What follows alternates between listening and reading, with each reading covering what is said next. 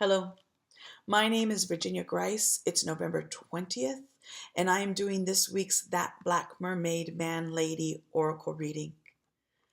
As I do this reading, I want to reflect on the word sanctuary. When you look up sanctuary, the word is defined as refuge, haven, oasis, shelter, retreat, a hideaway or a hideout, protection, immunity, asylum. Part of the reason why I want to reflect on that word is because students all across the nation are walking out of college campuses demanding that their universities become sites of sanctuary for the undocumented, demanding that their universities, institutions of higher learning, remain committed to principles of non-discrimination, including equal protection under the law, demanding that their universities will not voluntarily assist in any efforts by the federal government to deport students, faculty, or staff, including releasing information or allowing ICE on campus. I think of the word sanctuary because about 3 months ago, Edwin Wermerin, a curator, asked me, what is sanctuary and how do you utilize it in your work? And when I think of the word sanctuary, I think of the sanctuary movement of the 80s and 90s when churches created these very elaborate networks across denominations to open their doors to Central American refugees in an effort to provide shelter, legal advice, refuge as people moved from one city to the next city to the next city, finally making a home in the United States. So sanctuary is the word that I think of as I work on this deck today. I'm going to pull 3 cards, one for the beginning of the week, one for the middle of the week, and one for the end of the week. So the first card that I pull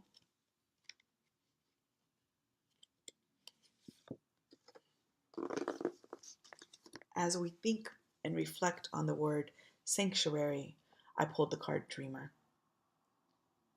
And Sharon Bridgeforth writes on the back, family. Soon as I step off the train, there stand Miss Mama David, old Caney Sharp, the girl Mama Big Granny, and Delroy's, who Honeypot must have sent to drive the old people. We stand there, speak in silence, then they get to moving me along, they canes and smiles. Soon as I step off the train, there stand Miss Mama David, old Caney Sharp, the girl Mama Big Granny, and Delroy's, who Honeypot must have sent to drive the old people. We stand there, speak in silence, then they get to moving me along, they canes and smiles.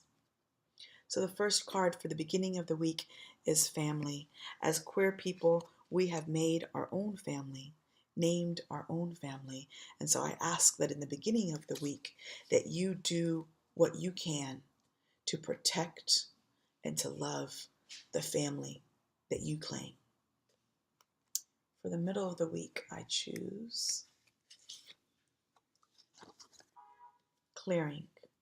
So the message for clearing, Grandnana's card, is stand in your power. Yeah?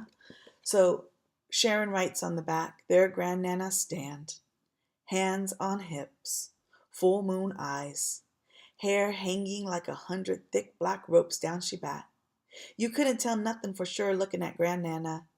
Didn't nobody know all of the old Grandnana. Hell, didn't nobody really know where Grandnana a woman or a man or both, but was clear, as Miss Mama's crystal, was it is best not to cross Grandnana. There Grandnana stand, hands on hips, full moon eyes, hair hanging like 100 thick black ropes down she back. You couldn't tell nothing for sure looking at Grandnana. Didn't know nobody know all of old Grandnana. But hell, didn't nobody really know were Grandnana a woman or a man or both, but what was clear as Miss Mama's crystal was it was best not to cross Grandnana. I know that my grandmother taught me that we had enough power as a people that we could curse somebody just by the way that we looked at them. And so I ask you in the middle of the week when you may be feeling a little beat down that you stand in your power, that you claim all of the beauty of your nanas and grandnanas from times past, and that you do everything you can to make sure that people don't cross your family. third card for the end of the week. Miss Kitty's card. And Miss Kitty sings about joy. If you look at the back of the card, it's empty, which means, as Sharon says, you know. Everything you need to know about joy, you know. It is deep inside of you. So this week, as we reflect on sanctuary, what it means to protect our people, to defend our communities, to protect and defend ourselves. At the beginning of the week, think of family and the dreams.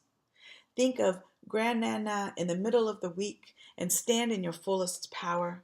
And at the end of the week, practice, practice, practice joy. Thank you so much. This is Virginia Grice, and I hope that you have a beautiful, wonderful week of November 20th. Gracias.